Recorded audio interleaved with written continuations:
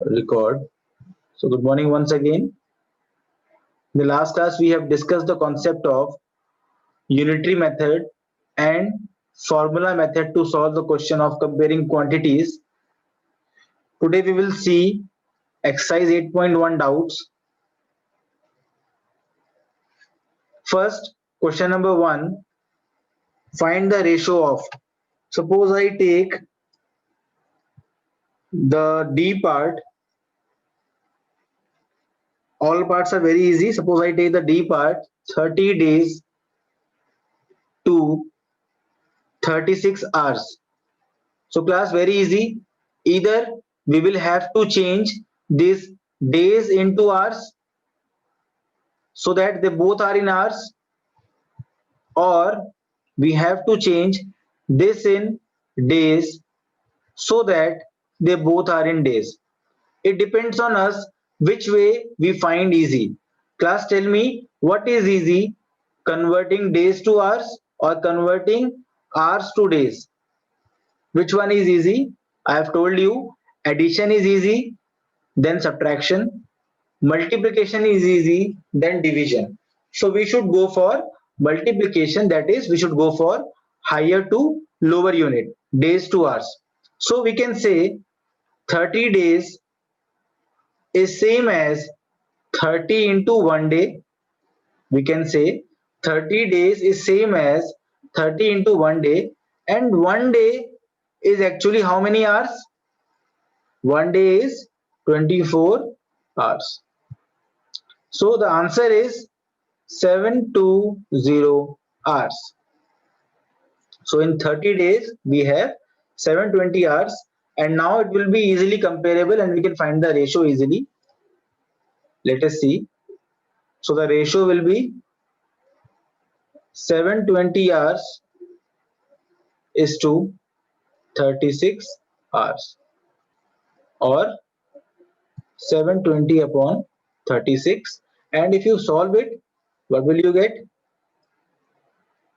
We will get 20 is to 1. So let us check. Suppose we do with 9. 9 4s are 36, 9 8s are 72, 9 0s are 0. Then 4 1s are 4, 4 20s are 80. So the answer is 20 is to 1. This is the ratio.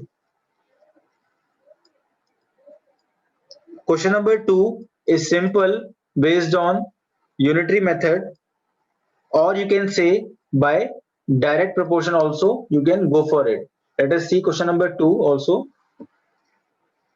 It will take just for a while. What is given to us? In a computer lab there are 3 computers for 6 students. If I make a table like this,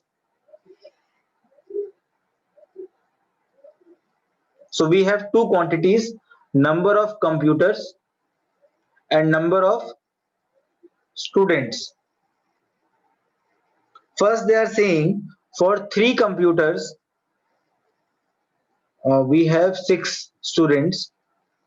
Then they are asking how many computers will be needed for 24 students. So class, this is question mark. Now tell me, Ekta, I am helping you. We have 2 ways that they also have told you, either unitary method or second way. First we will try to solve by unitary method. Class, tell me, what should I make one? Number of students or computer? Class, first tell me, what should I make uniter? What should I make a unit thing?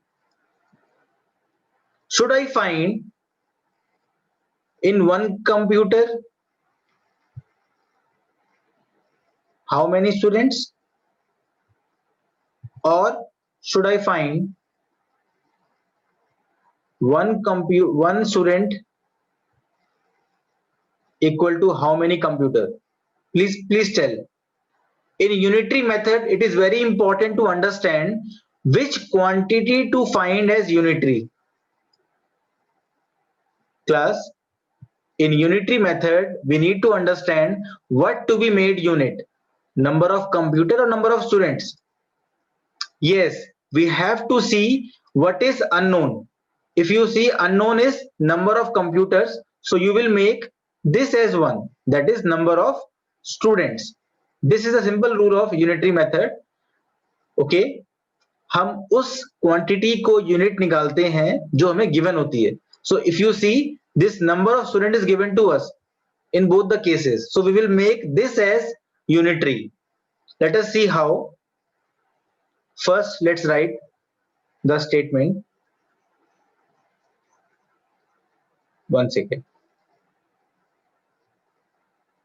We can say 6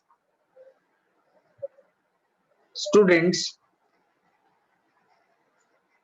use how many computers? 3 computers. So we can say 6 into 1 students also use 3 computer. Yes class, can we say like this? Please tell. 6 student is same as 6 into 1 student, and we have learned in chapter number 4 that whatever you want to find, we need to isolate it. So we will keep 1 student on the left side and we will take this 6 to the right hand side in division. So we get the answer as 1 upon 2 computer. So we can say 1 student is using half of computer. It is not that logical, but we can think of this way, that 1 student is using half of the computer. So class, if 1 student is using half, tell me 24 students will use how many computers? If one student is using half computer, 24 will use 24 into half. Simple. So by unitary method we can say 24 students will use 24 into 1 by 2 computer, and simply we will solve it and get the answer as 12 computer. Class, tell me just one thing. Are you able to understand why I made 1 student, not 1 computer? Why I went for making number of student as 1? Because in unitary method this is the rule. Okay, there are 2 quantities, you have to understand which quantity to be made unit. Okay, now if I want to solve this by the formula, class, can you solve by formula also that we have learned that day? I can say this is x1, I can say this is y1, this is x2, this is y2. First tell me, is this the case of direct proportion or indirect proportion? Class, is this the case of direct proportion or indirect proportion? Yes, beta Ekta, good. This is the case of direct proportion. Very good, because if you increase number of students, you will require more computers. If you decrease number of computers, less students can use it. So it is simple case of direct proportion. Okay, now see how to solve by the formula. I think this unitary method is clear to everyone. Yes class, shall I take the next way? Okay, so we are going to solve the same question by formula. Whatever is easy for you, you can go for that. If you find unitary method easy, it is okay. If you find the formula way easy, you can go for this also. See, we have studied if it is the case of direct proportion, we can say as direct proportion, therefore we can say x1 upon y1 is equal to x2 upon y2. So we will just put the values. 3 is x1, 6 is y1, x2 is unknown, y2 is 24. Now to find the value of unknown, we have to isolate it, and if you see 24 is extra over here in division, so 24 will go where? Class, 24 will go in the numerator in multiplication, like this, is equal to x2, and before multiplying we can simplify it. 3 ones are 3 twos are 2 ones are 2 12s are, so x2 came as 12. So this way is also very easy. In the last class, you were finding it difficult, but let me tell you, both the methods are easy, whichever is easy for you. Yes, sir. Yes, Lavya, by cross multiplication, we have solved this question. Now let's see question number 3, in which many of you have confusion. The main thing is you should try the questions first from your side, and then only you should try to understand how I am solving. Okay. Question number 3 is population of Rajasthan is 570 lakhs. So we have two states, Rajasthan and UP. So let us see what they are saying. In Rajasthan, population and area. Okay. So let us write like this: population, and second thing is area. Making a tabular format will make it easy only. First state is Rajasthan and second state is UP. Let us write the things which are given to us. In Rajasthan, the population is 570 lakh, and in UP, the population is 1660 lakhs. Then they are saying area of Rajasthan is 3 lakh kilometer square. Sir, in NB we have to do both methods. No, but it depends on you. If you actually, you should be habitual with both the methods, and after that you have to choose the one which is easy for you. Okay. It is always good to try different ways in mathematics to make you more, what you say, understanding in these concepts. Now the area in UP is 2 lakh kilometer square. Now let us see what they are asking. Okay, it is not the case of proportion. They are only asking how many people are there per kilometer square in both these states. They are actually asking for density. If you know, in India we have high density, in America we have very less density. It is like in 1 kilometer square you will find 100 or 50 people in America, but in India you will find more than 1,000 or sometimes 10,000, 20,000 people in 1 kilometer square, because we have high density, we have high population. So they are asking, first case, how many people per kilometer square. So number of people in 1 kilometer square. So class, very easy. It is a simple question of unitary method. You know, in 3 lakh kilometer square, these many people are there. So can't you find in 1 kilometer square? Class, if you know, we know in in Rajasthan, 3 lakh kilometer square is equivalent to 570 lakh people. So class, it is given to us that in 3 lakh kilometer square area of Rajasthan, 570 lakh people are there. And we want to find for 1 kilometer square. So very easy. We can say, or 3 lakh into 1 kilometer square is equal to 570 lakh people. Please tell me any issue in this point. I have just written 3 lakh kilometer square as 3 lakh into 1 kilometer square. Simple. Now, keeping this 1 kilometer square on left hand side, class once again. Let me pause the recording. Okay, Rachit is saying is not understandable. Rachit, simple question is there. They are saying there are two states, Rajasthan and UP. In Rajasthan, they are saying in this much area, 3 lakh kilometer square. You know, suppose this is 1 centimeter, this is 1 centimeter. This area is known as 1 centimeter square. If you want to see 1 meter square, You have to take a length of 1 meter, a breadth of 1 meter.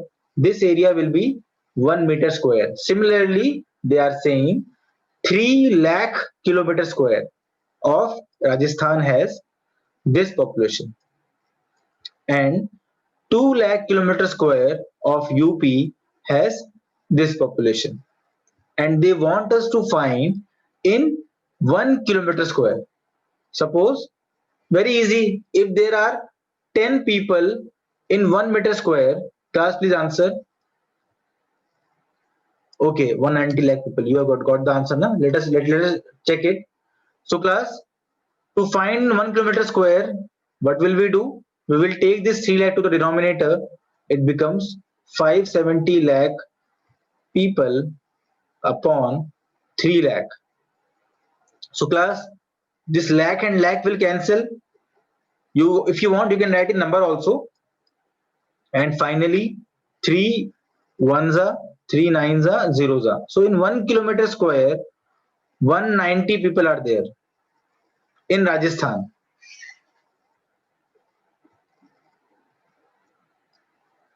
So I can't understand question 1D part which you have done. Question 1D part. Labdya beta, now you are asking after we have done question number 2 also. Do one thing, again watch the video today when you get time, and if it is not clear you can ask tomorrow. Okay, now let us find in UP. In UP, let us find in UP what is given to us. In Uttar Pradesh, 2 lakh kilometer square